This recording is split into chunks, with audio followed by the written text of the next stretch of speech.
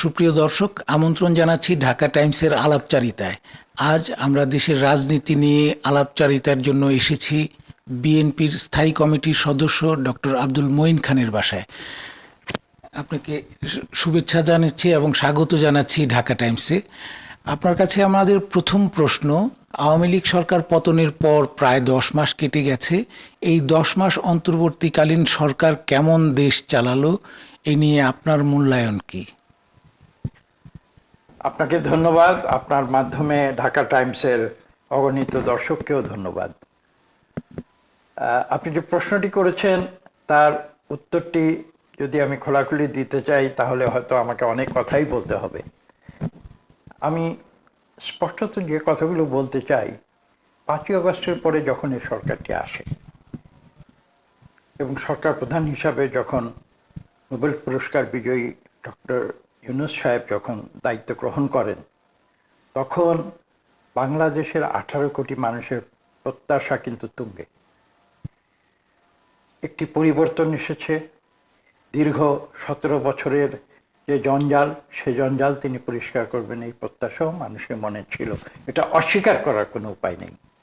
কিন্তু বাস্তবতা হচ্ছে এই যে মানুষের প্রত্যাশা সবসময় থাকে, সবসময় থাকবে।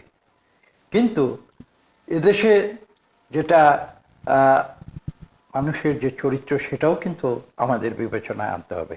দুটি বিষয়, একটি হচ্ছে বাংলাদেশের মানুষ কিন্তু আবেগময়, এবং দ্বিতীয় যে বিষয়টি হচ্ছে সেটা হচ্ছে বাংলাদেশের মানুষের যে ধৈর্য, সেই ধৈর্যচ্যুতি ঘটতে কিন্তু সময় লাগে না, এবং সময় লাগে না বলেই মানুষের প্রত্যাশা অনেক বেশি। এবং আপনার প্রশ্নের উত্তরে এই কথাটি বলতে হয় যে এই অন্তর্বর্তীকালীন সরকারের উপরে কিন্তু মানুষ আস্থা রেখেছিল এবং তাদের উপরে অনেক প্রত্যাশা করেছিল যে তারা দ্রুত বাংলাদেশের এই যে 17 বছরের যে অত্যাচার, নির্যাতন, যে দুর্বিষহ একটি সামাজিক যে পরিস্থিতি, শুধু রাজনৈতিক পরিস্থিতি নয়, যে দুর্বিষহ সামাজিক পরিস্থিতি তারা সৃষ্টি করেছিল, সেই চক্র থেকে বের হয়ে বাংলাদেশ গণতন্ত্রের পথে দ্রুত এগিয়ে যাবে। এটা আমাকে বলতে হয়। আমি প্রশংসা করি এই অন্তর্বর্তীকালীন সরকারের, তারা অনেক কিছু চেষ্টা করছেন, কিন্তু একথা না বলে পারছি না যে তারা কিন্তু ফলাফলটি এখনো বাংলাদেশের মানুষকে দেখাতে পারেননি। এবং সেই কারণেই আমি যেটা বলেছি যে অধৈর্য বাংলাদেশের মানুষ, তাদের কিছুটা ধৈর্যচ্যুতি ঘটেছিল এটা মনে হয়। অবশ্য এটাও বলতে হবে যে সর্বশেষ লন্ডনে 13ই জুন এই সরকার প্রধান এবং আমাদের যিনি ভারপ্রাপ্ত চেয়ারম্যান, তাদের মধ্যে দুজনের মধ্যে যে আলোচনাটি হয়েছে, তার ফলশ্রুতিতে মানুষের মনের অনেক যে সন্দেহ, অনেক যে অবিশ্বাস, সেটি কিন্তু কেটে গিয়েছে এবং আমরা একটা স্থিতিশীলতার দিকে এই মুহূর্তে অগ্রসর হচ্ছি, এটা কিন্তু আমি নিশ্চিত করে বলতে পারি। আপনি যে শেষ প্রসঙ্গটি আনলেন আপনার কথার, সেটি হচ্ছে যে লন্ডনে বিএনপির ভারপ্রাপ্ত চেয়ারপারসনের সঙ্গে প্রধান উপদেষ্টার বৈঠকে অনেক সংশয় কেটেছে, কিন্তু আমরা দেখেছি যে দুদিন আগেই আপনাদের স্থায়ী কমিটির একটি বৈঠক হয়েছে। সেখানকার কথাবার্তায় একটি ইঙ্গিত মেলে যে নির্বাচনের সময় নিয়ে আপনাদের যে শঙ্কা, সেটি সম্ভবত এখনো কাটেনি। আপনারা বলছেন সেই বৈঠক থেকে যে আপনারা সরকারের উপর আস্থা রাখতে চান, বিশ্বাস রাখতে চান। বৈঠকের 2 দিন পর বা 3 দিন পর সেই বিশ্বাস রাখতে চান পর্যায়ে এলো কেন? আপনাদের মনে কি এখনো নির্বাচন নিয়ে কোনো রকমের সংশয় আছে, যে ওই বৈঠকে যেটি বলা হয়েছিল যে ফেব্রুয়ারির মধ্যে নির্বাচন হবে, ফেব্রুয়ারি মাসে, সেটি নিয়ে কি এখনো আপনাদের মধ্যে কোনো রকমের সংশয় আছে? না, এখানে সংশয় রাখা কোনো কারণ আমি এই মুহূর্তে দেখছি না। কেননা সরকার তো যে কথা বলেছেন, সরকার প্রধান, বর্তমান অন্তর্বর্তীকালীন সরকার প্রধান যে কথাগুলো বলেছেন লন্ডনে, সেই কথাগুলো তো বাংলাদেশের সব মানুষের সামনেই বলেছেন আসলে, যদিও আলোচনাটি জনাব তারেক রহমান সাহেবের সঙ্গে হয়েছে। কাজে এই নিয়ে এই মুহূর্তে ঠিক সংশয় প্রকাশ করার কোনো কারণ আমি দেখছি না। এটা বলা বাহুল্য। মানুষ দেখেন, মানুষ চিন্তা করে, মানুষ বিভিন্ন রকম স্পেকুলেশন করে, মানুষের একটা ধারণা থাকে। এবং আমি এটা স্পষ্ট করে বলতে চাই যে রাজনীতি এমন একটি সাবজেক্ট যেখানে শুধু বাস্তবতা নয়, সেখানে স্পেকুলেশনও কিন্তু অত্যন্ত গুরুত্বপূর্ণ। এবং আপনি যে বিষয়টি নিয়ে উল্লেখ করছেন সেই বিষয়টি কিন্তু আসলে স্পেকুলেশনের বিষয়। এখন থেকে আগামী ফেব্রুয়ারি পর্যন্ত দীর্ঘ সময় আমি মনে করি। এবং শুধু বাংলাদেশের বিষয় নয়, এখানে তো আজকে এই মুহূর্তে সারা বহির্বিশ্বের যে ঘটনা প্রবাহ সেগুলো তো আমরা দেখছি। কাজে কোনো কিছু আজ কি হচ্ছে আগামীকাল কি হবে এটা তো কেউ স্থির নিশ্চিত করে বলতে পারে না। কাজে আমি নিজে ব্যক্তিগতভাবে যদি আমাকে আপনি প্রশ্ন করেন, আমি এই মিটিংয়ের যে ফলাফল সেটা নিয়ে কোনো রকমের সংশয় প্রকাশ করার কোনো কারণ আমি দেখছি না। এটা সরকারের উপর নির্ভর করছে। তারিখটা তো ইলেকশন কমিশন ঘোষণা করবে এবং সরকার প্রধান তো বলেছেন যে ইলেকশন কমিশন যথাসময়ে তারিখ ঘোষণা করবে। কাজে এই মুহূর্তে আমি বলবো যে যদি এই নিয়ে কোনো সংশয় যদি উত্থাপিত হয় সেটাকে আসলে আমাদের এভাবে দেখতে হবে যে আমরা অপেক্ষা করি। আমি পরের প্রশ্নে যাচ্ছি, সেটিও লন্ডনের বৈঠককে কেন্দ্র করেই। সেটি হচ্ছে ওই বৈঠকের কারণে দেশের অন্যতম আরও একটি বড় দল জামায়াতে ইসলামী এবং নতুন গঠিত জাতীয় নাগরিক পার্টি, তারা এই অন্তর্বর্তী সরকারকে বিএনপির প্রতি পক্ষপাতিত্বের অভিযোগ করছে যে একটি দলের চেয়ারম্যানের সাথে বা ভারপ্রাপ্ত চেয়ারম্যানের সাথে বৈঠক করলো, এটি এক ধরনের পক্ষপাতিত্ব করছে অন্তর্বর্তী সরকার। এ নিয়ে আপনাদের দল এবং আপনার প্রতিক্রিয়া কি? দেখুন, যে অভিযোগটি এসেছে আমি মনে করি না সেই অভিযোগের পেছনে যৌক্তিক কোনো কারণ রয়েছে। আমি যদি পাল্টা প্রশ্ন করি, আজকের সরকার প্রধান যখন জামাতে ইসলাম প্রধানের সঙ্গে এবং এনসিপি প্রধানদের সঙ্গে এবং এনসিপির বিভিন্ন সদস্যদের সঙ্গে মিটিং করে, তখন কি বিএনপি কোনোদিন প্রশ্ন করেছিল যে এই সরকার কেন তাদের সঙ্গে মিটিং করছে, আমাদের সঙ্গে মিটিং করছে না? আমরা তো এই প্রশ্ন করিনি। আমাদের ভারপ্রাপ্ত চেয়ারম্যানের সঙ্গে মিটিং হয়েছে জনাব তারেক রহমান, সেই মিটিংটি তো সরকারের পক্ষ থেকেই চাওয়া হয়েছিল। কাজেই সরকার এটা প্রয়োজন মনে করেছে যে দেশের একটি বৃহত্তম রাজনৈতিক দল এই মুহূর্তে বিএনপি, এবং এই দেশের যে রাজনৈতিক যে বর্তমান পরিস্থিতি সেটা থেকে উত্তরণের জন্য বৃহত্তম দলের যিনি প্রধান তার সঙ্গে কথা বলা প্রয়োজন। এখানে যদি এখন কেউ যদি দোষ ধরতে চায়, দোষ তো সব কিছুতেই ধরা যায়। এটা আমি আমাদের ডক্টর ইউনূস সাহেবের কোনো অপরাধ হয়েছে, তিনি কোনো পক্ষপাতিত্ব করেছেন, এ ধরনের অভিযোগ কোনো অবস্থাতেই কোনো যুক্তিসঙ্গত বলে আমরা বিবেচনা করি না। এবং সরকার প্রধান তো যে কারোর সঙ্গে কথা বলতে পারেন। এই দেশের যে সমস্যা এটা তো সবাই জানে। আজকে বাংলাদেশের রাজনীতির ক্ষেত্রে যে বিভিন্ন রাজনৈতিক দলগুলো রয়েছে, সেই রাজনৈতিক দলগুলোর কার অবস্থান কি, এটা মুখে কেউ স্বীকার করুক বা না করুক, এটা তো একটা বাস্তব সত্য। এই বাস্তব সত্যকে তো অস্বীকার করার উপায় নেই। এবং যদি আজকে কেউ মনে করেন যে আজকের বাংলাদেশের বৃহত্তম রাজনৈতিক দল, এবং বিএনপি তো আজকে বিগত ৪৫ বছর ধরে বাংলাদেশের রাজনীতিতে গুরুত্বপূর্ণ ভূমিকাই পালন করে এসেছে, কাজে এই দলের সঙ্গে রাষ্ট্রপ্রধান কথা বলবেন এটা কোনো অপরাধ হতে পারে বা পক্ষপাতিত্ব হতে পারে, এটা সকল যুক্তির বাইরে। পক্ষপাতিত্বের প্রসঙ্গটি যেহেতু এসেছে, এটি আর একটু পরিষ্কার করি। সেটি হচ্ছে যে আপনারা ৩ জন উপদেষ্টার পদত্যাগ চেয়েছিলেন।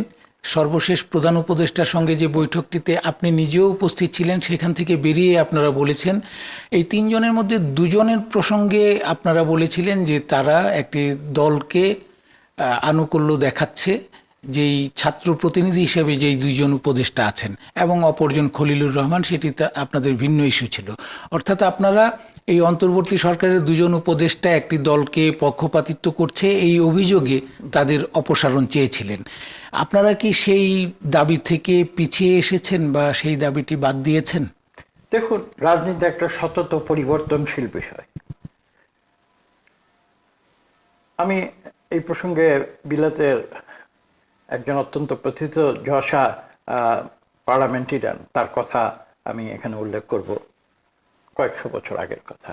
তিনি পার্লামেন্টে দাঁড়িয়ে বলেছিলেন যে when a politician says yes, it means maybe. When a politician says maybe, it means no. And when a politician says no, he is not a politician. এটাই হচ্ছে রাজনীতির বাস্তবতা।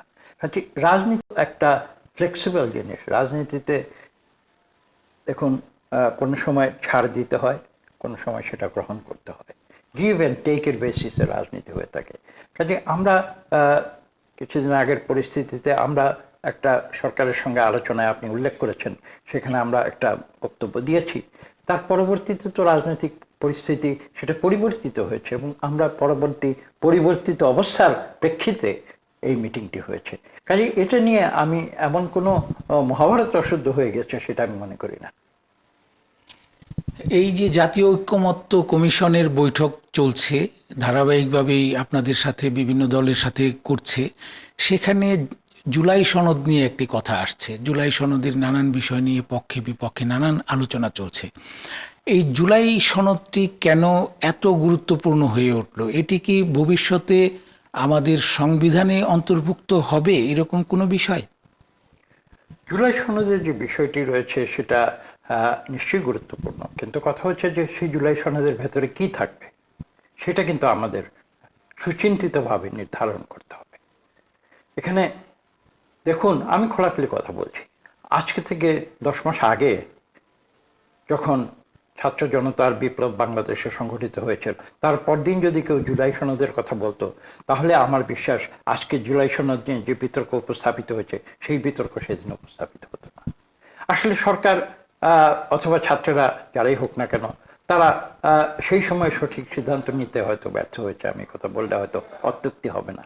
আজকে 10 মাস পরে এসে জুলাই সনদ, এটা কিন্তু মানুষ ভিন্নভাবে দেখছে। আমি যেটা বলেছি যে রাজনীতি সতত পরিবর্তনশীল, এবং রাজনীতি যেহেতু পরিবর্তনশীল, আজকে যেটা রাজনীতির সত্য, আমি নৈতিক সত্যের কথা বলছি না, আজকের যেটা রাজনীতির সত্য আগামীকাল সেটা রাজনীতির সত্য নাও হতে পারে। কিন্তু জুলাই সনদের ব্যাপারে আমার বিশ্বাস সেটাই ঘটেছে। তারা সঠিক সময়ে সঠিক যে বক্তব্য সেটা দিতে তারা ব্যর্থ হয়েছিল। আজকে যখন জুলাই সনদের কথা বলা হবে, তাহলে কিন্তু সেটা আজকের যে বাস্তবতা তার ভিত্তিতে সবাই বিবেচনা করবে, এবং সেটা করার ফলেই কিন্তু আজকে এই যে দ্বন্দ্ব বা যেটা আপনি বলছেন যে সরকার অথবা ছাত্ররা জুলাই সনদ নিয়ে এক ধরনের কথা বলছে, সরকারের যে কমিশন তারা জুলাই সনদ নিয়ে এক ধরনের কথা বলছে, আমরা আরেক ধরনের কথা বলছি, সেটা কিন্তু সময়ের ফারাকের জন্য আজকে এসেছে। এবং এটা আমি জোর দিয়ে বলবো যে জুলাই সনদ তারা যদি মনে করে যে করা প্রয়োজন, সেটা নিশ্চয়ই তারা করতে পারে, এটা তো কোনো অবাস্তব কোনো বিষয় নয়। কিন্তু জুলাই সনদের ভেতরে কি থাকবে, সেখানে কি কথা বলা হবে, সেটা হচ্ছে গুরুত্বপূর্ণ বিষয়। আমরা কিন্তু ইতিমধ্যে এটা সম্পূর্ণভাবে অত্যন্ত ধীর এবং ঠান্ডা মাথায় পর্যালোচনা করে জুলাই সনদ কিভাবে হতে পারে তার একটি প্রস্তাব আমরা সরকারকে বেশ অনেক আগেই আমরা দিয়েছি। এখন সরকার সেটা হয়তো স্টাডি করছেন, সেটা হয়তো তারা ছাত্র যে নেতারা রয়েছে, এনসিপি নেতারা রয়েছে, তাদের সঙ্গে হয়তো আলোচনা করছেন। আমরা অনেকে ধারণা করেন যে সরকারের কিছু কিছু উপদেষ্টাও এর সঙ্গে জড়িত রয়েছেন, যেটা হয়তো তাদের থাকা সঠিক হয়েছে কি হয়নি আমি সেই মতামতে যাব না। কিন্তু বিষয়টি কিন্তু স্পষ্ট, জুলাই সনদের যে বাস্তবতা আমি স্পষ্ট করে বলে দিচ্ছি। বিগত 2024 সালের 5ই অগস্টে জুলাই সনদের যে বাস্তবতা ছিল, আজকে কিন্তু সেই বাস্তবতা নেই, আজকের বাস্তবতা ভিন্ন। এবং আমি কথাও এখানে উল্লেখ করছি, এটাকে কেন জুলাই, আমি এই প্রশ্নটি করব, এটাকে কেন জুলাই সনদ বলা হচ্ছে? সরকারের পদ্ধতি হচ্ছে 5ই অগস্ট, এটাকে কেন বারবার জুলাই সনদ বলছে সরকার অথবা ছাত্ররা? এর ভিতরে রহস্য কি, সেই রহস্য জাতিকে জানাতে হবে। এটা কেন জুলাই অগস্ট সনদ কেন বলছে না, অথবা এটাকে অগস্ট সনদ কেন বলছে না? আমি জানি এই প্রশ্ন আজকে পর্যন্ত হয়তো কেউ তোলেনি, কিন্তু আমি আপনার এই টেলিভিশনের মাধ্যমে আমি আজকে এই প্রশ্ন জাতির কাছে তুলছি। এবার আমরা নির্বাচন নিয়ে কথা বলি। সেটি হচ্ছে যে বিভিন্ন আন্তর্জাতিক মহলের সাথে আপনাদের যে যোগাযোগ, সকল দিক থেকে আমরা শুনি যে অন্তর্ভুক্তি ও অংশগ্রহণমূলক একটি নির্বাচন হওয়া উচিত। দেশের একটি অন্যতম বড় দল যেটি এখন পালিয়ে আছে বা আত্মগোপনে আছে অথবা তাদের কার্যক্রম নিষিদ্ধ করা আছে, এরকম একটি দলকে বাদ দিয়ে যে নির্বাচনটি করতে যাচ্ছে বা হতে যাচ্ছে বলে মনে হচ্ছে এখন পর্যন্ত, এই দলটিকে বাদ দিয়ে নির্বাচন কতটা অংশগ্রহণমূলক এবং অন্তর্ভুক্তিমূলক হবে বলে আপনি মনে করেন? আপনি অত্যন্ত গুরুত্বপূর্ণ এবং সঠিক একটি প্রশ্ন করেছেন, কিন্তু আমি বলবো যে আপনি প্রশ্নটি করেছেন ভুল মানুষের কাছে। এ সম্বন্ধে মতামত দেওয়ার আমাদের কোনো কারণ নেই। আমরা এই আওয়ামী লীগকে আমরা নিষিদ্ধও করিনি, এটা নিষিদ্ধ করেছে বর্তমান অন্তর্বর্তীকালীন সরকার। আর আওয়ামী লীগকে নিষিদ্ধ করতে চেয়েছে, বিশেষ করে আমি যতদূর জানি যে এনসিপি তারা ঘেরাও করেছিল আমাদের প্রধান উপদেষ্টার বাসভবন, এবং এটাই ছিল আওয়ামী লীগকে বহিষ্কারের সর্বশেষ যে পরিস্থিতি। তারপরেই আমরা দেখেছি যে সরকার আওয়ামী লীগকে নিষিদ্ধ করেছে। আওয়ামী লীগকে নিষিদ্ধ করার এটাই ছিল সর্বশেষ পরিস্থিতি, এবং আমরা দেখেছি সেই ঘেরাওয়ের পরপরই প্রধান উপদেষ্টা এবং অন্তর্বর্তীকালীন সরকার তারা মিলে এই আওয়ামী লীগকে তাদের কার্যক্রমকে নিষিদ্ধ করেছে। তো কাজে এটা যদি আমরা খেয়াল করি তাহলে বুঝতে পারবো যে এই প্রশ্নের উত্তর দিতে হলে আমি মনে করি আপনি প্রশ্নটি জিজ্ঞেস করবেন আওয়ামী লীগ তারা কি আসলে এই বাংলাদেশে তারা আসলে রাজনীতি করতে চায় কিনা। তারা দীর্ঘ 15 বছর বাংলাদেশের কোটি কোটি মানুষের উপরে যে অত্যাচার নির্যাতন করেছে, তাদের উপরে যে জুলুম করেছে, তাদের দেখুন আমরা বিএনপি আমরা তো সবচেয়ে বেশি আওয়ামী লীগ সরকারের সময় নির্যাতিত হয়েছি। 1 লক্ষ মামলা, ভুয়া গায়েবী মামলা আমাদের বিরুদ্ধে দেওয়া হয়েছে। বিএনপির সর্বোচ্চ পর্যায়ে বেগম খালেদা জিয়া থেকে শুরু করে জনাব তারেক রহমান থেকে শুরু করে সর্বনিম্ন পর্যায়ের কর্মী কেউ সেই ভুয়া মামলা থেকে নিষ্কৃতি পায়নি। এবং 1 লক্ষ মামলা শুধু নয়, সেই মামলায় আসামি দেওয়া হয়েছিল 50 লক্ষের উপরে। কাজে এই যে বাস্তবতা, সেই বাস্তবতা আপনারা বিবেচনায় নিয়ে আপনারা প্রশ্নটি আওয়ামী লীগকে করুন। তারা তাদের যে এই যে ভুল, এই যে মারাত্মক ভুল, তারা যে একদলীয় শাসন প্রথমে একবার কায়েম করেছিল, তারপরে আবার বাকশাল 2 কায়েম করেছিল, সেটা আমার কথা নয়, এটা তো টাইম ম্যাগাজিন, বিশ্বের যে একটি অত্যন্ত নামি দামি এবং প্রাচীন 100 বছরের প্রাচীন যে নিউজ ম্যাগাজিন, তারাই তো ইন্টারভিউতে বলেছিল যে শেখ হাসিনা বাকশাল 2 কায়েম করেছে। তো কাজেই তারা বাকশাল 2 হিসাবে বা তারা মানুষের উপর নির্যাতন করে বা তারা ফ্যাসিস্ট কায়দায় দেশ শাসন করবে, এটা তো তারা কি করবে না করবে এটা তো আওয়ামী লীগের বিষয়।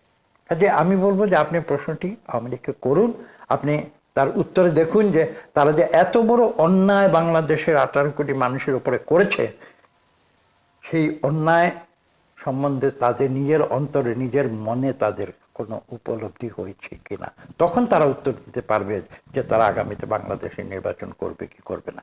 আমি শেষ করে দিচ্ছি এই পয়েন্টটা। এটা হচ্ছে এই যে নির্বাচন মানে কি, নির্বাচন আমরা যে বলছি শুধু নির্বাচন নয়, আমরা কিন্তু বারবার একটি কথা বলেছি, সুষ্ঠু এবং নিরপেক্ষ নির্বাচন। সুষ্ঠু এবং নিরপেক্ষ নির্বাচন হচ্ছে গণতন্ত্রের পূর্ব শর্ত। সুষ্ঠু নিরপেক্ষ নির্বাচন ব্যতীত কোনো গণতন্ত্র হতে পারে না।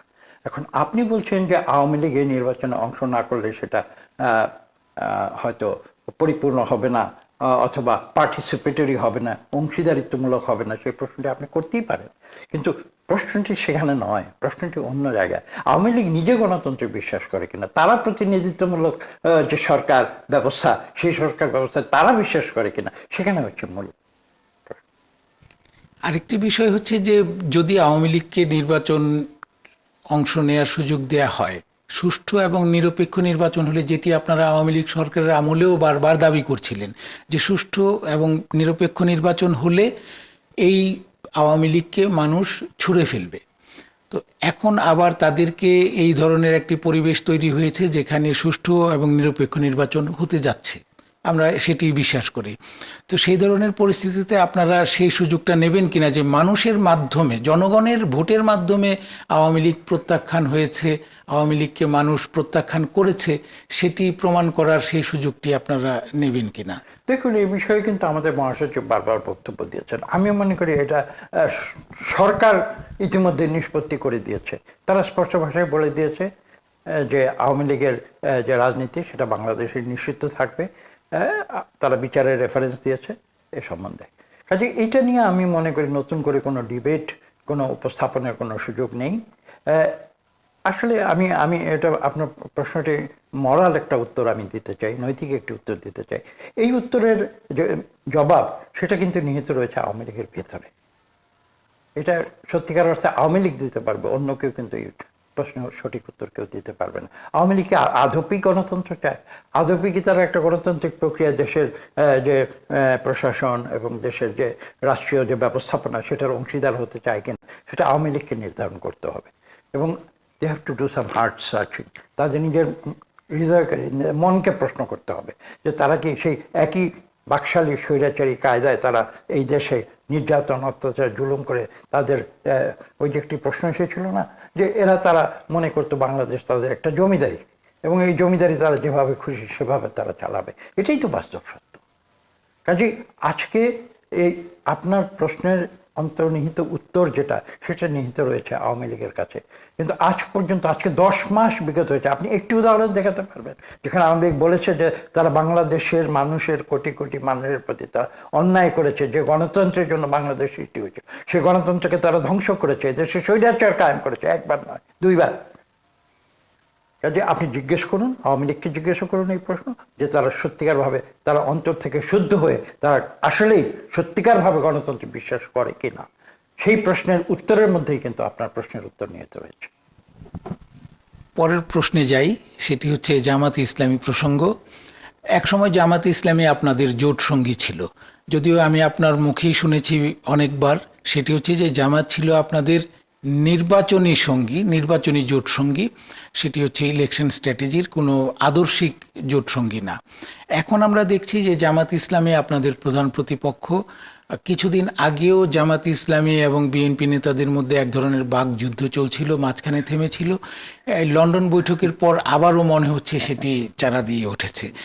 জামাত ইসলামী সম্পর্কে বিএনপির মূল্যায়নটি কি, এই মুহূর্তের আপনি মূল্যায়নটি কি? সঠিক বলেছেন। আমি সর্বপ্রথম এটা ব্যাখ্যা দিয়েছিলাম যখন এই প্রশ্নটি উঠেছিল, আমাদের যে 2001 থেকে 2006 যে কোয়ালিশন গভর্নমেন্ট সেটা নিয়ে যখন প্রশ্ন উঠেছিল আমি সর্বপ্রথম উত্তর দিয়েছিলাম it was something like a number game. আপনারা জানেন যে পার্লামেন্টারি পদ্ধতিতে 51টি ভোট যে পায় আর 49টি ভোট যে পায় তার মধ্যে কিন্তু মাত্র 2টি ভোটের ব্যবধান, কিন্তু it's like winner tax all, অর্থাৎ 51টি ভোট যে পেয়েছে সেই সব কিছু পেয়ে যায়। কাজে সেখান থেকেই কিন্তু আসলে ওই কোয়ালিশনের যে গাণিতিক প্রশ্নটি এসেছিল। এবং অবশ্যই জামাত তাদের একটি ধ্যান ধারণা নিয়ে দেশে রাজনীতি করে, বিএনপি একটা ধ্যান ধারণা নিয়ে রাজনীতি করে। আমাদের মূল যে আদর্শ সেটা হচ্ছে ন্যাশনালিজম, এবং আমাদের দলের যে নামকরণ সেটাও আপনারা লক্ষ্য করেছেন। এবং আমরা যে বাংলাদেশি জাতীয়তাবাদের যে ধারণা, যেটা শহীদ প্রেসিডেন্ট জিয়া রহমানের একটি ইউনিক একটি ধারণা যেটি তিনি উপস্থাপন করেছিলেন, এবং সেই ভিত্তিতে কিন্তু আমরা এদেশে মানুষের কোনো জাতি ধর্ম বর্ণ তার কোনো নির্বিশেষ আমরা অবশিষ্ট রাখিনি, আমরা সবাই বাংলাদেশি, একথাই আমরা বলেছিলাম। এখন জামাত তাদের যে ধ্যান ধারণা চিন্তা সেটা নিয়ে তারা রাজনীতি করবে, তাতে কোনো সমস্যা নেই, কিন্তু সমস্যা হয় তখনই ওই আওয়ামী লীগের কথা যেটা একটু আগে আপনি প্রশ্ন জিজ্ঞাসা করেছিলেন, আমি যেটা আমরা উত্তর দিয়েছি, যে প্রশ্ন আসলে আসে তখনই, সমস্যা দেখা যায় তখনই যখন কেউ জোর করে অন্যজনের উপরে নিজের ধ্যান ধারণা চাপিয়ে দিতে চায়। কাজে জামাতের এই বিষয়টি আপনারা পর্যবেক্ষণ করুন। একটা স্বাধীন দেশে ভিন্নমত থাকবে, গণতন্ত্রের মূল যে কনসেপ্ট সেটাই তো ভিন্নমত, ভিন্নমত না থাকলে তো গণতন্ত্র হয় না। কাজে আজকে আপনি জামাত সম্বন্ধে যে কথাটি বলছেন, বিএনপি একটা খোলা মন নিয়ে রাজনীতি করে, আমরা একটা উদার রাজনৈতিক দল হিসেবে আমরা এদেশে মানুষের সঙ্গে আমরা রাজনীতি করি। আমরা জানি যে মানুষের যে স্বাধীনতা সেই স্বাধীনতা মানুষকে দিতে হবে, এবং মানুষ একটি সুষ্ঠু নিরপেক্ষ নির্বাচনের ভিতরে তাদের মতামত প্রকাশ করবে, এবং তার ভিত্তিতে যারা সংখ্যাগরিষ্ঠ হবে তারা এই দেশকে পরিচালনা করবে। কাজে এটা নিয়ে কিন্তু কোনো দ্বিমতের কোনো অবকাশ নাই, বিএনপির যে অবস্থান সেটা অত্যন্ত স্পষ্ট। আজকে জামাত তাদের কথা বলবে, তারা তাদের কথা বলেছে। জামাত শুধু তাদের কথা বলেনি, আপনার প্রশ্নের উত্তরে আমি এটাও উল্লেখ করে দিতে চাই, জামাত আজকে এক কথা বলেছে, আগামীকাল হয়তো আবার সেটার কাউন্টার অন্য একটি কথা বলেছে। কাজে জামাত আমার বিশ্বাস এখনো তারা স্থির কোনো অবস্থানে তারা আসতে পারে। আমি গতকালে জামাত প্রধানের সঙ্গে আমার অত্যন্ত সুন্দর চমৎকার মতো বিনিময় হয়েছে, এবং আমি কথা বলেছি তার সঙ্গে, এবং এক পর্যায়ে আমি এটা বলেছি যে আমরা সবারই ভিন্ন মত থাকবে, এবং আমরা কিন্তু সবাই আবার এই দেশের স্বার্থে, এই দেশের মঙ্গলের জন্য এবং দেশের উন্নতির জন্য এবং এই দেশের যাতে শুভ হয় সেই জন্য কিন্তু আমরা সবাই মিলে একসঙ্গে কাজ করব, এবং তিনি সানন্দে আমার সঙ্গে একমত হয়েছে। পরের প্রশ্নে যাই, সেটি হচ্ছে যে আপনাদের বিএনপির ভারপ্রাপ্ত চেয়ারম্যান অনেক আগেই বলেছিলেন যে বিএনপি যদি ক্ষমতায় যায় তাহলে জাতীয় সরকার গঠন করবে। আমরা জানি যে বিএনপি 2001 সালে ক্ষমতায় যাওয়ার সময় যখন জামাতের 2 জনকে মন্ত্রী করা হয়, এ নিয়ে তখন প্রশ্ন উঠেছিল, কারণ বিএনপি মুক্তিযুদ্ধের পক্ষের একটি দল, যেই দলে অনেক মুক্তিযোদ্ধা রয়েছেন, বীর মুক্তিযোদ্ধারা রয়েছেন। এবং জামাতে ইসলামীকে বাংলাদেশে মুক্তিযুদ্ধের বিপক্ষের শক্তি বলা হয়, তখন আপনাদের দিক থেকে এক ধরনের হয়তোবা এর উত্তর ছিল। আগামীতে কি আদৌ জাতীয় সরকার গঠন করা হবে, ওই অবস্থানে আপনারা আছেন কিনা? যদি থাকেন তাহলে সেই জাতীয় সরকারে আবারও জামাতে ইসলামীর কোনো নেতা মন্ত্রী হবেন কিনা? এটা আসলে যে প্রশ্নটি আপনি করেছেন এটার হয়তো উত্তর দেওয়ার সময় এখনো আসেনি। আপনি নির্দিষ্টভাবে যে জামাতের বিষয়টা আপনি যেটা নির্দিষ্টভাবে বলছেন, আমি সাধারণভাবে আপনার প্রশ্নের উত্তর দিচ্ছি। সেটা হচ্ছে এই যে আমরা কিন্তু এই যে বাংলাদেশে যে প্রায় 100-এর বেশি যে রাজনৈতিক দল রয়েছে, ছোট বড় বিভিন্ন রাজনৈতিক দলগুলো রয়েছে বাংলাদেশে, আমরা কিন্তু তাদের মধ্যে যারা গণতন্ত্রকামী, গণতন্ত্র মনা এবং বিগত বছরগুলো ধরে আমরা যাদের সঙ্গে একমতে এসেছি যে এই বাংলাদেশে গণতন্ত্র ফিরিয়ে আনতে হবে, তাদের সঙ্গে কিন্তু আমরা একত্রে কাজ করেছি। এবং আমরা যখন একথা বলেছি যে অতীতে অদূর অতীতে আমরা যে কথাগুলো বলেছি, যে আপনারা জানেন এই বিষয়টি, আমি একটু ব্যাখ্যা করছি, যে বিভিন্ন ছোট যে রাজনৈতিক দলগুলো রয়েছে যারা গণতন্ত্র বাংলাদেশে ফিরিয়ে আনতে চায় এবং যাদের সঙ্গে নিয়ে একসঙ্গে নিয়ে আমরা যে আন্দোলনগুলো করেছি, তারা যখন একসময় বলেছিল যে তারা নির্বাচনে আগেই একটি মোর্চা গঠন করতে চায়, তখন বিএনপির অবস্থান ছিল যে আমরা আগে নির্বাচন করি, নির্বাচন করার পরে আমরা দেশের সার্বিক যে রাজনৈতিক বিভিন্ন দলের অবস্থান সেগুলো স্পষ্ট হবে এবং তারপরে নিশ্চয়ই আমরা একসঙ্গে সবাই মিলে প্রয়োজনে আমরা একটি সরকার গঠন করব যেখানে সবারই প্রতিনিধিত্ব থাকবে এবং আমরা সেটাকে সামনের দিকে এগিয়ে না যাব, এদেশের উন্নয়ন সাধন করব। এই কথাগুলো আমরা বলেছি এবং এই কথাগুলো তো আজও এখনো ভ্যালিড, আমরা এই কথাগুলো এখনো বলছি, এতে কোনো দ্বিমতের কোনো অবকাশ নেই। প্রশ্ন হচ্ছে এই যে আপনি যেটা বলছেন যে রাজনৈতিক দল তো অনেক রয়েছে, সবাই তো গণতন্ত্রের পক্ষে আমরা যে অবস্থান নিয়েছি সেই অবস্থান তো অনেকে নেয়নি। কাজে জাতীয় সরকারের কথা যখন বলছেন, আমি এই প্রশ্নটি আগেও একবার তুলেছিলাম যে জাতীয় সরকার অর্থ বলতে, দেখুন টেকনিক্যালি বলি, জাতীয় সরকার বলে তো আওয়ামী লীগকেও নিতে হবে, কিন্তু এখন অবশ্য আওয়ামী লীগ নিষিদ্ধ হয়ে গেছে, আমি আগের কথা বলছি। কাজে জাতীয় সরকার বলতে এটাই বোঝায় না যে বাংলাদেশের সব রাজনৈতিক দলই সেই সরকারের অংশ হবে। এখানে আমাদের যে সরকার সম্বন্ধে যে আমাদের মূল বক্তব্য সেটা হচ্ছে যে আমরা গণতন্ত্র ফিরিয়ে আনতে চাই বাংলাদেশে, এবং যে গণতন্ত্রে যে বিশ্বাস করে না তারা জাতীয় সরকারের যে অংশ তারা সেটা কীভাবে হবে, এটা তো যুক্তিসঙ্গত হবে না। কাজে এই বিষয়গুলো আপনাদের বুঝতে হবে, আপনাদের জানতে হবে এবং এটা আপনাদের উপলব্ধি করতে হবে।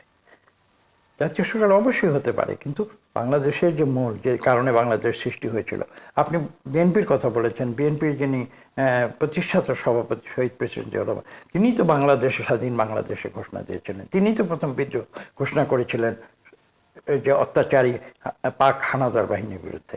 কাজেই এই আদর্শে যারা বিশ্বাস করে এবং যেটা বলছে যারা বাংলাদেশি জাতীয়তাবাদে যারা বিশ্বাস করে, তাদের সবাইকে নিয়ে সরকার একটা সময়ের জন্য গঠন করা, এটা তো কোনো অযৌক্তিক কোনো প্রস্তাব নয়।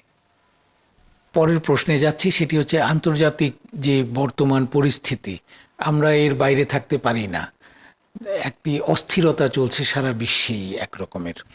আমাদের দেশে এর একটি প্রসঙ্গ চালু আছে, কথা চালু আছে, সেটি হচ্ছে রাখাইনে একটি মানবিক করিডোর দেওয়ার জন্য অন্তর্বর্তী সরকার চেষ্টা করছিল, যেটি আপনাদের বিরোধিতার কারণে শেষ পর্যন্ত হয়নি, অথবা সরকার এ নিয়ে এক একবার এক এক রকমের কথাও বলছিল। এই সরকার যদি তাদের ক্ষমতায়, এই অন্তর্বর্তী সরকার তাদের যতদিন ক্ষমতায় আছে এর মধ্যে যদি কোনো রকমের মানবিক করিডোর দেওয়ার মতো সিদ্ধান্ত নিয়ে ফেলে, সেটি কি বিএনপি ক্ষমতায় গেলে সেই সিদ্ধান্ত মেনে চলবে কিনা, অথবা এই প্রসঙ্গটি আমাদের রাজনীতিকে কতটা প্রভাবিত করছে? দেখুন, এই যে শব্দটি বলছেন মানবিক করিডোর, এটা কিন্তু আমি বলবো যে কন্ট্রাডিকশন ইন টার্মস। মানবিক করিডোর বলে আসলে কিছু হতে পারে না। একটা করিডোর যদি ওপেন করা হয়, সেখানে দেখুন what are the parties involve. State পার্টিকে একদিকে বাংলাদেশ এবং একদিকে বার্মা। আপনি যদি বাংলাদেশের সঙ্গে বার্মার একটি করিডোর যদি আপনি খুলতে চান, তাহলে তো এই দুটি স্টেট যে অ্যাক্টর তাদের একটা অ্যারেঞ্জমেন্ট লাগবে। এখানে যদি আপনি আরাকান আর্মি, যেটা আমি খোলাখুলি বলছি, আরাকান আর্মির সঙ্গে আলোচনা করে যদি আপনি একটি করিডোর খুলতে চান, তাহলে তো যেটা স্বীকৃত যে রাষ্ট্রীয় এবং আন্তর্জাতিক যে নিয়ম নীতি সেটা লঙ্ঘন হবে। আমরা তো সেটাই বলেছি। দেখুন, মানবিক করিডোর নয়, মানবিক সহায়তা আমরা সেটা সবসময় সমর্থন করে এসেছি। মানবিক সহায়তা এক জিনিস, মানবিক করিডোর কিন্তু অন্য জিনিস। এবং আমি স্পষ্ট করে বলেছি, মানবিক করিডোর এটা এটা কন্ট্রাডিক্টরি জিনিস, সেটা হতে পারে না। কারণ খোলাখুলি বলি, করিডোর সৃষ্টি হলে সেটা দিয়ে কি সাহায্য যাবে না অস্ত্র যাবে, এটা কি কেউ নিশ্চিত করে বলতে পারে? এবং এটা কিভাবে হয়? এটা তো আন্তর্জাতিক আইনে এটা সম্ভব নয় যে একটা নন স্টেট অ্যাক্টর যাকে বলা হয়, যেটা আরাকান আর্মি, সেই নন স্টেট অ্যাক্টরের সঙ্গে বাংলাদেশ একটা স্টেট অ্যাক্টর, তাদের মধ্যে তো কোনো আইনি চুক্তি হতে পারে না। এটা আশা করি এই অন্তর্বর্তীকালীন সরকারের না বোঝার কথা নয়। এবং আপনারা দেখেছেন যে এই অন্তর্বর্তীকালীন সরকার যখন এই বিষয়টার দায় দায়িত্ব ইউএনের উপরে চাপিয়ে দিতে চেষ্টা করেছিল, ইউএন কিন্তু সরাসরি বলেছে যে আমরা এর সঙ্গে জড়িত নই। কেন তারা বলেছে এই কথা যে তারা জড়িত নয়? তারা বলেছে এই কারণে যে এটা কিন্তু আইনত সিদ্ধ নয়। এবং এটা অন্তর্বর্তীকালীন সরকারের ভেতরে হয়তো পণ্ডিত ব্যক্তিরা রয়েছেন, তারা বুঝতে না পারলেও জাতিসংঘ কিন্তু এটা বুঝতে পেরেছে বলেই কিন্তু তারা বিষয়টি তাদের পক্ষ থেকে স্পষ্ট করে দিয়েছে। কাজে আমি বিশ্বাস করি, দেখুন আমি এখানে একটু পূর্ব ইতিহাসে যেতে হবে। 70-এর দশকের শেষ দিকে কিন্তু প্রথম এই রোহিঙ্গা সমস্যার সৃষ্টি হয়েছিল। তখন কিন্তু এক্সোডাস হয়েছিল এবং এখানে এসেছিল রোহিঙ্গারা। সেই সমস্যার সমাধান কিন্তু শহীদ প্রেসিডেন্ট জিয়া রহমান সঠিকভাবে সুন্দরভাবে করেছিলেন এবং তারা সবাই ফিরে গিয়েছিল। দ্বিতীয়বার দেশনেত্রী বেগম খালেদা জিয়া যখন সরকার গঠন করেন 91 পরে, তখন দ্বিতীয়বার এই সমস্যার সৃষ্টি হয়েছিল। তখন কিন্তু আমরা আলোচনার মাধ্যমে, এবং তখন আমাদের পররাষ্ট্রমন্ত্রী ছিলেন লেফটেন্যান্ট কর্নেল মোস্তাফিজুর রহমান, তিনি নিউ ইয়র্কে গিয়েছিলেন, আমাকে সঙ্গে নিয়ে গিয়েছিলেন এবং সেখানে আমরা আলোচনা করেছিলাম। আলোচনা করে একটু সময় বেশি লেগেছিল 78 সালের তুলনায়, কিন্তু আমরা সেই সমস্যা আমরা দ্বিতীয়বার সম্পূর্ণভাবে সমাধান করেছিলাম। এখন আপনি যেটা বলছেন বিশ্ব প্রেক্ষিত ডিফারেন্স, এবার কিন্তু অত্যন্ত স্বল্পতম সময়ের ভেতরে 10 লক্ষ রোহিঙ্গা রিফিউজি বাংলাদেশে এসেছে, যার দ্বিতীয় কোনো উদাহরণ পৃথিবীতে নেই। এত অল্প সময়ের ভিতরে এত বেশি সংখ্যক যে আশ্রয় প্রার্থী এক দেশ থেকে আরেক দেশে যায়, এর দ্বিতীয় কোনো উদাহরণ পৃথিবীতে নেই। কাজে এই সমস্যাটিকে খুব ছোট করে দেখলে হবে না, এটা একটা কঠিন সমস্যা। এবং কঠিন সমস্যার সৃষ্টি হয়েছে যে বার্মাতে যে অভ্যন্তরীণ তাদের যে পরিস্থিতি, সেখানে এই যে তাদের যে অন্তর্দ্বন্দ্ব, সেই অন্তর্দ্বন্দ্বের ফলশ্রুতিতে। কাজে এখানে আমি এরকম সত্যি কথা বলতে গিয়ে বাংলাদেশের যে পররাষ্ট্রনীতি, আমি সেটা পুনরুল্লেখ করতে চাই। এটা হচ্ছে সবার সঙ্গে বন্ধুত্ব, অর্থাৎ আমাদের সঙ্গে যদি কারো কোনো দ্বন্দ্ব হয়, সেটা আমরা বন্ধুত্বের ভিত্তিতে আলোচনার মাধ্যমে আমরা সমাধান করব। আমি এখানে একটা করিডোর খুলে দিয়ে সেখানে আবার নতুন করে সংঘাত সৃষ্টি হবে, সেটা কিন্তু বিএনপি কোনোদিন অনুমোদন করবে না। আশা করি আমাদের বিএনপির অবস্থানের বিষয়ে আমি স্পষ্ট করতে পেরেছি। আন্তর্জাতিক প্রসঙ্গে আপনি বিএনপির পক্ষ থেকে বিদেশিদের সাথে, কূটনীতিবিদদের সাথে যত বৈঠক হয় সবসময় থাকেন। আমরা দেখি যে আপনি অনেকটা বিএনপির যে আন্তর্জাতিক সম্পর্ক, সেটিও আরও কয়েকজন নেতার সঙ্গে সেটিও আপনি দীর্ঘদিন যাবৎ করে আসছেন, যোগাযোগ রক্ষা করে আসছেন। বর্তমান যে আন্তর্জাতিক পরিস্থিতি চলছে, সেটি আমাদের আগামী নির্বাচনকে অনিশ্চিত করে তুলতে পারে কিনা, বা আমাদের দেশের রাজনীতিকে অনিশ্চিত করে তুলতে পারে বলে আপনার কোনো আশঙ্কা হয় কিনা? দেখুন, এই আন্তর্জাতিক বর্তমান যে পরিস্থিতি, সেটারও একটু বিশ্লেষণ করতে হবে। দেখুন, পৃথিবীতে আমরা একটা আমাদের যেটাকে ইংরেজিতে বলা হয় হোলি উইশ, আমাদের কিন্তু একটা হোলি উইশ, যেটা বিএনপি, আমি বলেছি একটু আগে, আমরা কিন্তু উদারনৈতিক একটি রাজনৈতিক দল। আমাদের যে ইচ্ছা, আমাদের যে পলিসি, আমাদের যে চিন্তাধারা, সেটা আমরা একটা উদারনৈতিক শান্তিময় পরিবেশ শুধু বাংলাদেশে নয়, সারা বিশ্বব্যাপী, সেটাই কিন্তু আমরা সবসময় বলে থাকি। এই ধরনের একটি পরিবেশ সৃষ্টি হোক যেখানে শুধু বাংলাদেশের মানুষ নয়, পৃথিবীর মানুষ সুখে শান্তিতে বসবাস করবে। এটা হচ্ছে আলটিমেট অবজেক্টিভ। এখন সেটা তো বাস্তবে অনেক সময় হয়তো আমরা দেখি না, বিভিন্ন সময় বিভিন্ন পরিস্থিতিতে দ্বন্দ্ব সৃষ্টি হয়। আপনারা কিছুদিন, বছর আড়াই আগে দেখেছেন যে ইউক্রেনে কি একটা পরিস্থিতির সৃষ্টি হয়েছে। তার আগে ইরাকের পরিস্থিতি আপনারা পর্যবেক্ষণ করে, তারও আগে আফগানিস্তানে কি পরিস্থিতি হয়েছে সেটা আপনারা লক্ষ্য করেছেন। এবং সর্বশেষ আপনারা দেখছেন যে এই যে ইরান এবং ইসরায়েলের মধ্যে যেটা, কাজে এটা আমি বিশ্বাস করি যে আন্তর্জাতিক, এটা একটা ওয়েভ, একটা ঢেউয়ের মতো আসে, অশান্তি আসে, আবার হয়তো এটার যে এই ঢেউয়ের যে একটা বিস্তৃতি, সেটা কিন্তু একটা সময়ের পরিধি রয়েছে। আমি মনে করি, জানি না, 5, 10, 15 বছরে কিন্তু এই ঢেউগুলি আসে যায়। এবং এখন দুঃখজনকভাবে এটা সত্যি যে বাংলাদেশে শুধু নয় বা এখানে আমাদের যে অঞ্চলটা রয়েছে দক্ষিণ এশিয়া অঞ্চল অথবা দক্ষিণ পূর্ব এশিয়া অঞ্চল, সেটা আমি বাদই দিলাম। এখানে আজকে এই যে মধ্যপ্রাচ্য নিয়ে এই যে একটি অশান্তির ঢেউ যেটা চলে আসছে, সেটা কিন্তু এখনো দূরীভূত হয়নি। এবং আজকে যে ইসরায়েল এবং ইরানের মধ্যে যে দ্বন্দ্ব, এটা কিন্তু আজকে হঠাৎ করে সৃষ্টি হয়নি, আমি বলবো না। এটা কিন্তু দীর্ঘদিনের যে বিদ্যমান পরিস্থিতি, তারই পরিপ্রেক্ষিতে কিন্তু আজকে গিয়ে এই চূড়ান্ত একটি পর্যায়ে সেটি চলে গিয়েছে। কাজে আমাদের এটা খুব ধৈর্য সহকারে আমাদের এটা পর্যালোচনা করতে হবে, ঠান্ডা মাথায় এটা বিশ্লেষণ করতে হবে। এবং যারা পৃথিবীতে যারা শক্তিমান রাষ্ট্র রয়েছে, আপনারা জানেন আমেরিকার যুক্তরাষ্ট্র, তারা ইসরায়েলের ঘনিষ্ঠ বন্ধু, এটা তো অস্বীকার করার কোনো উপায় নেই। এবং ইরান, তাদের সঙ্গে আপনারা জানেন যে রাশিয়া কিছু সখ্যতা রয়েছে, এবং এই দ্বন্দ্বে চীনও ইরানের পাশে প্রত্যক্ষ বা পরোক্ষভাবে তাদের পক্ষে রয়েছে। কাজে এই যে পরিস্থিতি, আমি বিশ্বাস করি যে এই পরিস্থিতি থেকে বের হয়ে আসার একটি মাত্র উপায়, সেটা হচ্ছে যে শান্তিপূর্ণ প্রক্রিয়া। এবং এখানে আলোচনার মাধ্যমে বিভিন্ন প্রস্তাব আমরা শুনছি, আমরা হট হেডের প্রস্তাবও শুনছি, আমরা ঠান্ডা মাথার বক্তব্য আমরা কিছু হয়তো শুনছি, কিন্তু অতটা নয়। কিন্তু আমি বিশ্বাস করি যে আলোচনার মাধ্যমে এই সমস্যাটি সমাধান করতে হবে। এখানে একটি বিষয় স্পষ্ট করে বলা দরকার, সেটা হচ্ছে এই যে আজকে ইরানের বিরুদ্ধে যে অভিযোগটি এসেছে যে তারা পরমাণু অস্ত্র তৈরি করছে, তো ইরান তো হচ্ছে আইএইএ এর সদস্য, এবং তারা আইএইএ কে কিন্তু তারা অনুমতি দিয়েছে ইরানের ভিতরে যে নিউক্লিয়ার যে ইনস্টলেশনগুলো আছে সেগুলো কিন্তু পর্যবেক্ষণ আইএইএ নিয়মিতভাবে করে যাচ্ছে।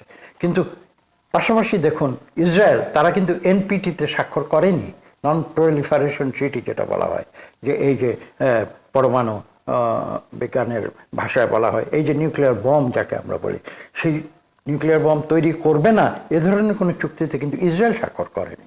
কাজে আজকে যে অভিযোগটা আনা হলো ইরানের বিরুদ্ধে, যারা সই করেছে, তারা স্বাক্ষর করেছে আইএইএ এর চুক্তিতে, তাদের বিরুদ্ধে অভিযোগ আনা হলো তারা পারমাণবিক অস্ত্র তৈরি করছে। অথচ যারা স্বাক্ষর করেনি ইসরায়েল, তাদের বিরুদ্ধে তো কেউ কোনো অভিযোগ আনলো না। তো কি বলবো, এটা তো বলার কিছু নেই, এটা বিশ্ব রাজনীতি, বিশ্ব পলিটিক্সের অংশ। এটা আমরা বুঝি, ক্ষমতার কথা আছে, পুরোনো কথা, জোর যার মুল্লুক তার, এটা তো আপনারা সবাই জানেন। কাজে সেই ধ্যান ধারণা থেকে আজকে আমরা হাজার বছর ধরে অনেক সভ্যতার সোপানের সামনের দিকে এগিয়ে গিয়েছি, কিন্তু এখনো সেই ক্ষমতার যে দ্বন্দ্ব, সেই ক্ষমতার দ্বন্দ্ব থেকে মানবজাতি এখনো বেরিয়ে আসতে পেরেছে কিনা আমার সন্দেহ রয়েছে। আমার প্রশ্নটি ছিল এই ধরনের প্রেক্ষাপট আমাদের রাজনীতিতে কোনো প্রভাব ফেলবে কিনা, বা আমাদের নির্বাচনে কোনো প্রভাব ফেলতে পারে কিনা। এটা দেখুন, এটা একটা দূরবর্তী একটা সম্ভাবনা আমি এই মুহূর্তে মনে করব। কারণ আমরা এখানে কোনো কারো পক্ষ বিপক্ষ আমরা অবলম্বন করিনি, অথবা আমরা এখান থেকে ভৌগোলিকভাবে বেশ দূরে অবস্থান করছি, এবং এখানে সরাসরি জড়িত হবার কোনো সুযোগ বা সম্ভাবনা আমি দেখতে পাচ্ছি না। এটা আসলে আমাদের বিষয়টা আমাদের সমাধান করতে হবে। এটা নির্ভর করছে আমাদের যে অন্তর্বর্তীকালীন সরকার রয়েছে, আমরা একটা বৃহৎ রাজনৈতিক দল রয়েছি, আরও রাজনৈতিক দলগুলো রয়েছে বাংলাদেশে 18 কোটি মানুষ রয়েছে, তাদের ইচ্ছা অনুযায়ী আমাদের এই সমস্যাটি যত দ্রুত সম্ভব সমাধান করতে হবে। সমস্যাটি কি, আমরা বন্দী হয়েছিলাম স্বৈরতন্ত্রে, সেই স্বৈরতন্ত্র থেকে গণতন্ত্র উত্তরণ করতে হবে, এটা হচ্ছে আমাদের সমস্যা। কাজেই কেউ যদি জোর করে বলতে চায় যে ইরান ইসরায়েল যুদ্ধের কারণে এখানে নির্বাচন দেওয়া যাবে না, এটা কেউ কোনো তার যদি এরকম কোনো উদ্দেশ্য থাকে খারাপ, তারা হয়তো এটাকে একটা লেভারেজ হিসেবে তারা ব্যবহার করতে চাইতে পারে, কিন্তু এই ধরনের যুক্তি বাংলাদেশের মানুষের কাছে গ্রহণযোগ্য হবে সেটা আমি বিশ্বাস করি না। এবং এটা স্পষ্ট করে বলে দিতে চাই, হ্যাঁ, আমি অর্থনীতির দিক থেকে হয়তো বাংলাদেশের উপরে প্রভাব আসতে পারে। যেমন আমি সহজ উদাহরণ দেখি, আমাদের যে এনার্জি সোর্স বলুন, পেট্রোলিয়াম বলুন বা গ্যাস বলুন, এগুলো তো আমরা আমদানি করি, মধ্যপ্রাচ্য থেকে করি বা ইরান থেকেও করতে পারে। যে সেই দিক থেকে হয়তো যদি অর্থনৈতিক কিছু প্রভাব এখানে বাংলাদেশে পড়ার, সেটা অবশ্যই পড়তে পারে, কিন্তু সেই অর্থনৈতিক প্রভাবের কারণে বাংলাদেশের রাজনৈতিক প্রক্রিয়া বিঘ্নিত হবে, এইটার কোনো যুক্তি নেই। সামনের নির্বাচন নিয়ে এবং সামনের দিনের রাজনীতি নিয়ে অন্যান্য রাজনৈতিক দল, বিশেষ করে এখন যে বিএনপির প্রধান প্রতিপক্ষ হয়ে যারা মাঠে নিজেদেরকে প্রকাশ করেছে, সেই জামায়াতে ইসলামী বা জাতীয় নাগরিক পার্টি, তাদের সম্পর্কে এবং অন্যান্য রাজনৈতিক দল সম্পর্কে আপনার কোনো বক্তব্য আছে কিনা, তাদের প্রতি কোনো আহ্বান আছে কিনা, এবং মানুষের প্রতি আপনার যে আহ্বান সেটি আছে কিনা?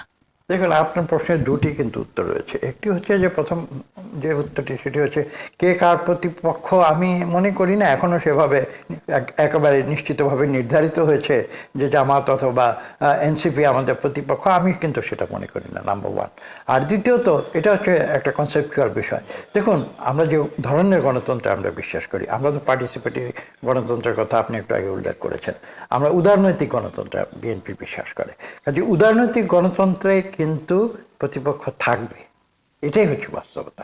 যদি কোনো দেশের গণতান্ত্রিক প্রক্রিয়ায় বড় রাজনৈতিক দলের প্রতিপক্ষ না থাকে তাহলে কিন্তু আমি চিন্তিত হব এই কারণে যে গণতন্ত্রের যে মূল একটি যে বিষয় সেটা হচ্ছে মতদ্বৈধতা এবং ভিন্নমত যদি না থাকে তাহলে কিন্তু গণতন্ত্র কাজ করতে পারে না। এবং গণতন্ত্রের আরেকটি মূল কথা যেটা হচ্ছে জবাবদিহিতা নিশ্চিত করবে কিন্তু তারাই যারা বিরোধী দল হবে। কাজে একটি গণতন্ত্রের যদি বিরোধী দল না থাকে তাহলে তো আমরা আবার বাকশালে ফিরে যাব। কাজে এখানে বিরোধী দল থাকতে হবে, ভিন্নমত থাকতে হবে, মতদ্বৈধতা থাকতে হবে, কিন্তু সেই মতদ্বৈধতা এবং ভিন্নমত হতে হবে যুক্তি সম্পন্ন। আমি আবেগের মাথায় বিএনপিকে বিরোধিতা করব, এটা কোনো কাজের কথা হয় না। অথবা বিএনপি আবেগের মাথায় গিয়ে আপনার জামাত ইসলামকে অথবা ছাত্র যে দল এনসিপিকে বিরোধিতা করবে আবেগের মাথায়, সেটা কিন্তু কোনো যুক্তির কথা হতে পারে না। এখানে যুক্তি তর্ক দিয়ে যার যার নীতি সে প্রতিষ্ঠিত করবে এবং কোন নীতিটা মানুষের কাছে গ্রহণযোগ্য সেটা নির্ধারিত হবে একটি সুষ্ঠু নিরপেক্ষ নির্বাচনের মাধ্যমে। এবং যদি আমরা সেই সুষ্ঠু নিরপেক্ষ নির্বাচন নিশ্চিত করতে ব্যর্থ হই তাহলে কিন্তু দেশে কোনোদিন গণতন্ত্র আসবে না। ঢাকা টাইমসের পক্ষ থেকে অশেষ ধন্যবাদ জানাচ্ছি আমাদেরকে এই সময় দেওয়ার জন্য। আশা করি আগামীতেও আপনার সময় পাবো। আবারও আপনাকে ধন্যবাদ। আপনাকে ধন্যবাদ। আপনারা আজকে বাংলাদেশে যে দায়িত্ব পালন করছেন সাংবাদিকতার ক্ষেত্রে, এটা অত্যন্ত প্রশংসার দাবিদার, একথা আমি স্পষ্টভাবে বলছি। দেখুন, গণতন্ত্রের কথা নিয়ে আমরা অনেক আলোচনা করেছি, কিন্তু গণতন্ত্র কখনোই সম্পূর্ণ হতে পারে না মিডিয়া ছাড়া। এবং মিডিয়া কিন্তু আমি যে বিষয়টি আমি একটু আগেও উল্লেখ করেছি, মিডিয়া হচ্ছে যারা ক্ষমতাসীন তাদের জবাবদিহিতা নিশ্চিত করে। এবং সেই কারণেই কিন্তু মিডিয়ার ভূমিকা গণতান্ত্রিক প্রক্রিয়ায় এত গুরুত্বপূর্ণ হয়ে দাঁড়িয়েছে। এবং আমি বিশ্বাস করি এবং আশা করি আপনারা অতীতে যেভাবে বাংলাদেশের মানুষকে আপনারা সেবা করেছেন, ঠিক একইভাবে আপনারা ভবিষ্যতেও গণতান্ত্রিক প্রক্রিয়াকে নিশ্চিত করে যারা দেশ চালায় তাদেরকে জবাবদিহিতা নিশ্চিত করে আপনারা একইভাবে সামনের দিকে এগিয়ে যাবেন, এই প্রত্যাশা আমি করছি এবং আপনার মাধ্যমে আপনাদের অগণিত দর্শক শ্রোতাকে ধন্যবাদ জানাচ্ছি।